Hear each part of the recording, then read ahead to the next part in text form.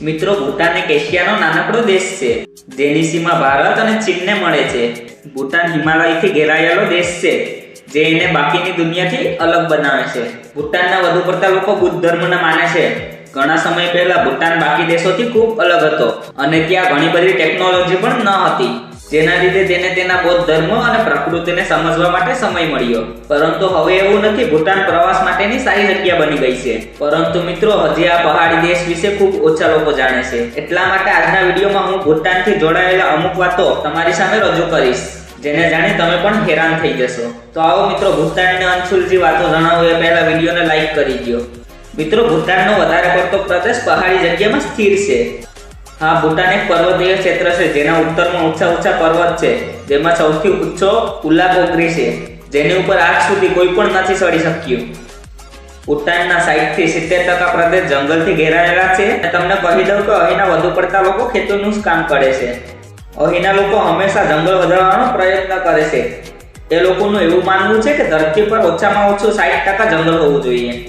મિત્રો, તમને જાણીને અજીબ લાગશે કે આ દેશમાં વર્ષ 1977 સુધી વિદેશીઓને આવવાની મનાઈ હતી અને વર્ષ 1975માં પહેલીવાર વિદેશીઓને ભૂટાન ફરવાની અનુમતિ મળી.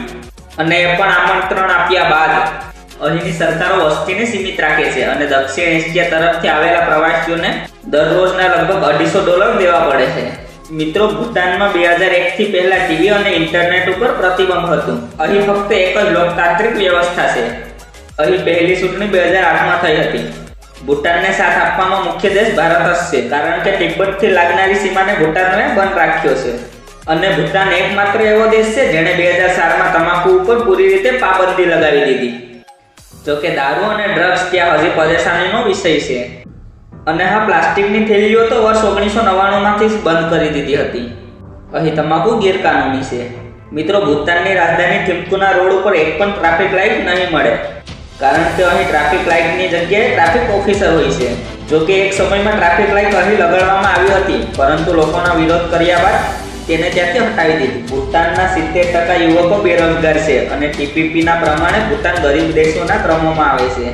ભૂટાનનો મુખ્ય ધંધો વીજળી છે.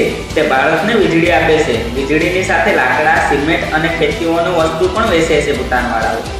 તો મિત્રો, તમને ભૂટાનની આ જાણકારી કેવી લાગી મને કમેન્ટ બોક્સમાં જરૂર કહો. અને મિત્રો, આ વિડીયો પસંદ આવ્યો તો વિડીયોને લાઈક કરી સાથે સાથે તમારા મિત્રો સાથે શેર કરો અને આ ચેનલ સબસ્ક્રાઇબ કરવાનું ના ભૂલતા, કારણ કે હું આવા જ્ઞાનથી ભરપૂર અને રહસ્યમય વિડીયો આપણે સરળ ગુજરાતી ભાષામાં બનાવતો જ રહું છું.